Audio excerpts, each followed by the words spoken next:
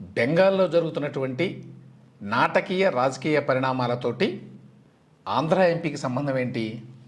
అదే విశేషం. పశ్చిమ బెంగాల్లో తృణమూల్ కాంగ్రెస్లో ఎంపీల్లో వచ్చినటువంటి చీలిక వెనక సీఎం రమేష్ ఉన్నారు అని తాజా సమాచారం. అంటే బీజేపీ తరఫున ఆయన పాత్ర పోషించాడనమాట. ఎక్కడి సీఎం రమేష్, ఎక్కడి బెంగాలు, ఎక్కడ తృణమూల్ కాంగ్రెస్? తృణమూల్ కాంగ్రెస్ ఎంపీలతోటి అసలు సీఎం రమేష్కి ఎట్లా సంబంధం ఉన్నది? ఏ విధంగా ఫ్రెండ్షిప్ ఉంది? ఏ విధంగా ఇన్ఫ్లుయెన్స్ చేయగలిగాడు? ఇవన్నీ ప్రశ్నలు. దీని మీద హిందుస్థాన్ టైమ్స్లో కూడా ఒక కథనం వచ్చింది.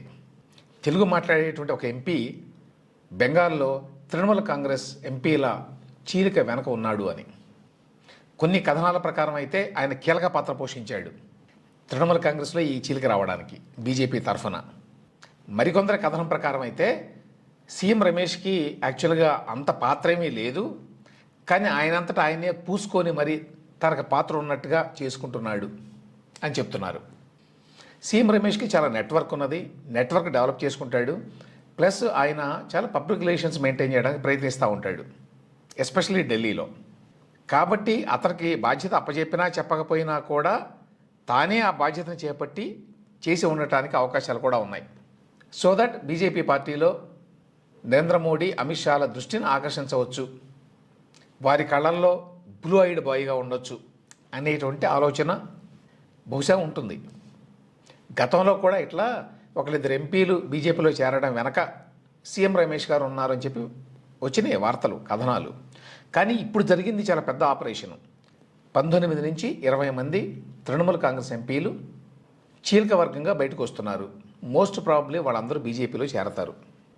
ఇప్పటికే వాళ్ళు లోక్సభ స్పీకర్ ఓం బిర్లా గారికి లేఖ రాశారు, మమ్మల్ని ప్రత్యేకమైన గ్రూప్గా గుర్తించండి అని.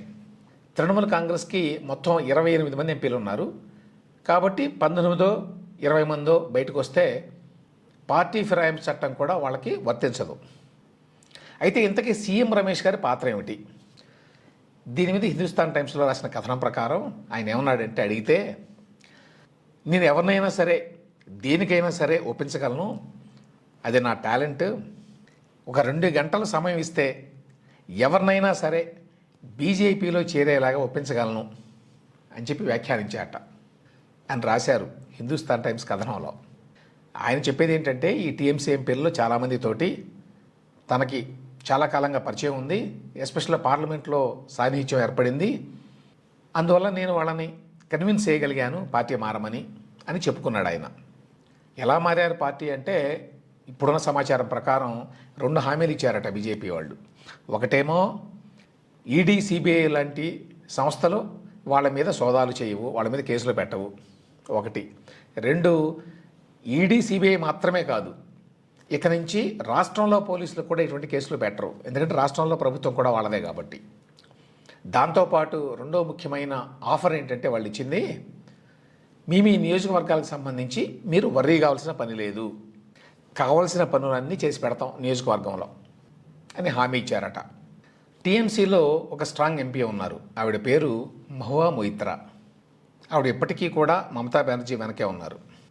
ఆవిడేమీ బీజేపీ అనుకూల గ్రూప్లోకి వెళ్ళడం లేదు. ఆవిడేమన్నదంటే, సీఎం రమేష్ నాకు బాగా తెలుసు, పార్లమెంట్లో పరిచయం ఉంది, నాకు కూడా చాలా ఇష్టం అతనంటే, అందరితో పరిచయాలు ఏవి పెంచుకుంటాడు, బాగా నెట్వర్క్ చేసుకుంటాడు.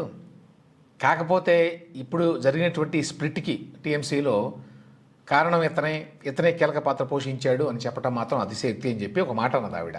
అదేంటంటే, ఎక్కడో ఒక కేక్ని బేక్ చేస్తున్నారట. బేక్ చేస్తుంటే మనం కూడా వెళ్ళి ఒక రైజిన్ అంటే ఒక కిస్మిస్ అంటారు కదా, ఒక కిస్మిస్ని అందులో వేస్తే మనం కూడా ఆ కేక్ తయారీలో భాగం పంచుకున్నట్టుగా ఉంటుంది అన్నట్టుగా సీఎం రమేష్ వచ్చాడు. అంటే ఆల్రెడీ జరుగుతోంది అది, ఆల్రెడీ దాని వెనక బీజేపీ నాయకులు కొంతమంది ఉన్నారు, ఇతనే మధ్యలో పరిగెత్తుకుంటూ వచ్చి అందులో చేరాడు అన్నట్టుగా చెప్పింది మహువా మొయిత్రా.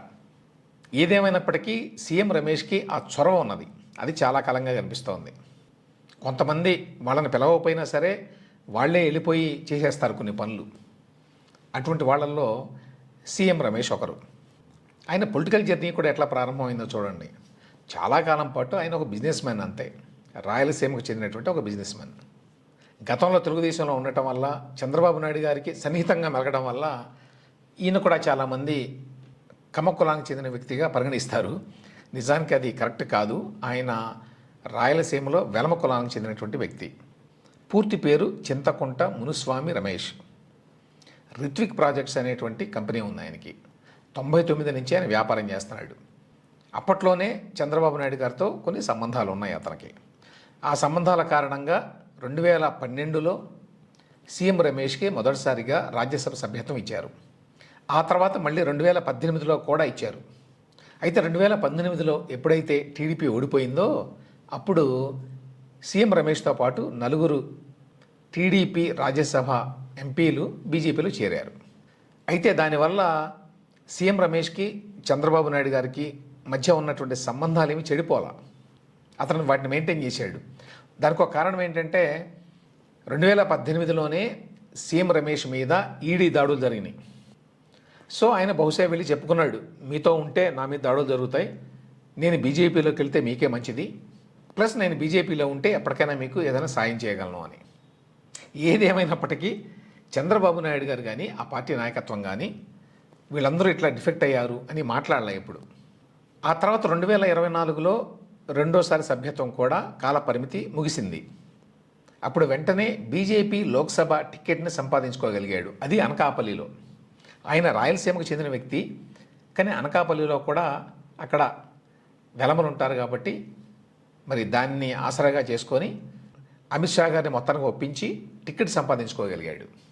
అక్కడ మంచి మెజారిటీతో గెలిచాడు. దాంతో మూడోసారి ఎంపీ. ఈ మూడోసారి ఎంపీ అయిన తర్వాత ఇప్పుడు లోక్సభ ఎంపీ కూడా కదా, ఇప్పుడు ఇంకా ఎక్కువ యాక్టివ్గా బీజేపీ తరఫున ఇదిగో ఇటువంటి యాక్టివిటీ చేస్తున్నాడు.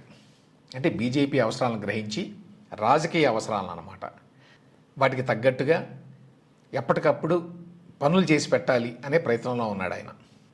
తద్వారా బీజేపీకి నేను చాలా పనికొచ్చేటువంటి ఒక నాయకుడిని, ఒక నెట్వర్కింగ్ ఉన్నటువంటి వ్యక్తిని అని ప్రూవ్ చేసుకునే ప్రయత్నంలో ఉన్నాడు.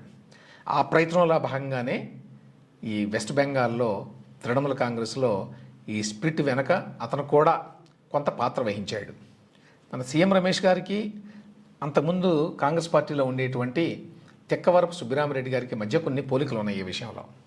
వీళ్ళిద్దరూ కూడా క్షేత్రస్థాయిలో నాయకులు కాదు, కానీ పై స్థాయిలో మాత్రం నెట్వర్కింగ్ ద్వారా చాలా పనులు చేయించుకుంటారు, చాలా పనులు చేసి పెడతారు. రాజకీయాల్లో ఎప్పుడూ కూడా అటువంటి వర్గం ఒకటి ఉంటుంది.